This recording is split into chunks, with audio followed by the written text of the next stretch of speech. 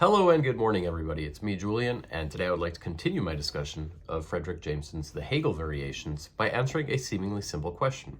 Why is it that Hegelians like using the expression always already?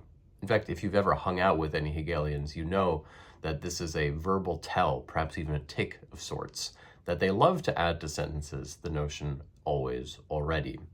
And what I'd like to do in this video is give you a quick explanation as to where this expression originates from and how it links to the Hegelian concept of positing the presuppositions.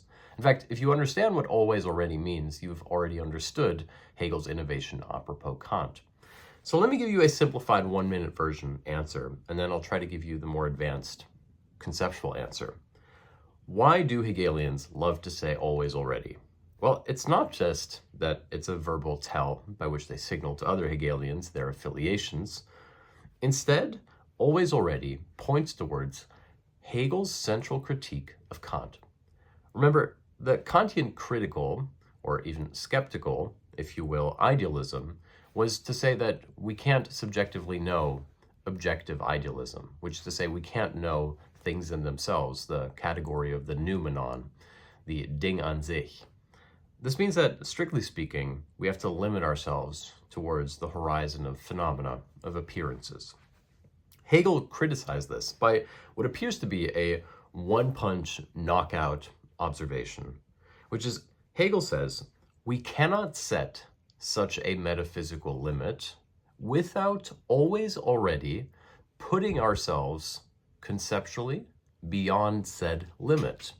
Therefore, always already is a kind of label. It's a kind of shibboleth, if you will, that signals your affiliation to Hegel and the Hegelian one-punch knockout against Kant. That's the simple answer. But now let me give you a more conceptual, philosophical answer.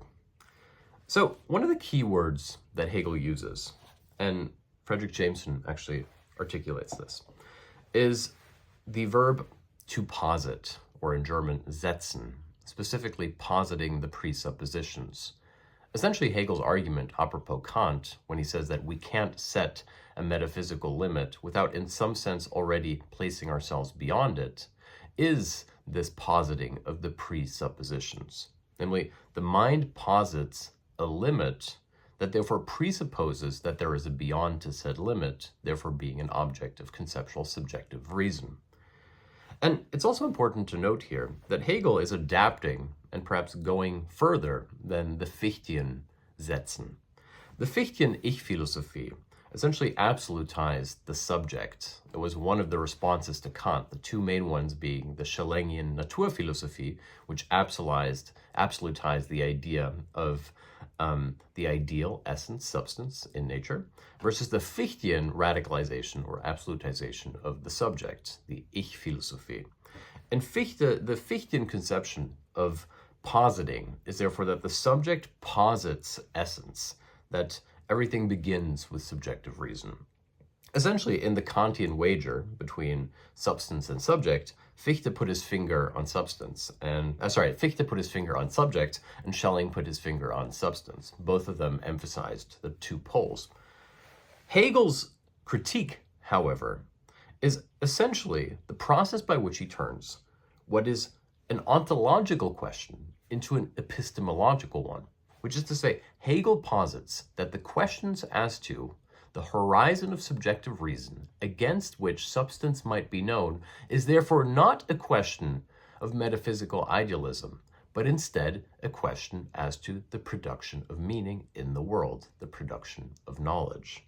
Therefore, positing the presuppositions is ironically how Hegel makes what appears to be a turn towards epistemology, and yet nevertheless in so doing tries to save idealism from itself. This means that essentially the problem of idealism for Hegel becomes that of a specific theoretical response to the peculiar problems of consciousness, as Frederick Jameson puts it. Namely, the manner in which an idealism can be saved from the Kantian turn, from the Kantian reduction, if you will, into categories of thought.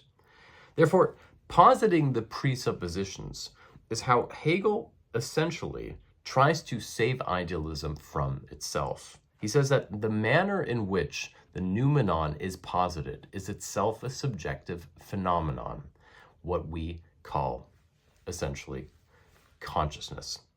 Now, Jameson, to conclude, Jameson actually has a really interesting point here, which is that he cites a passage in Hegel's Phenomenology of Spirits, in which Hegel essentially tries to give us a definition of what he means by idealism. And it's in fact not at all mystical or spiritual or religious in any sense, which is not at all Hegelian.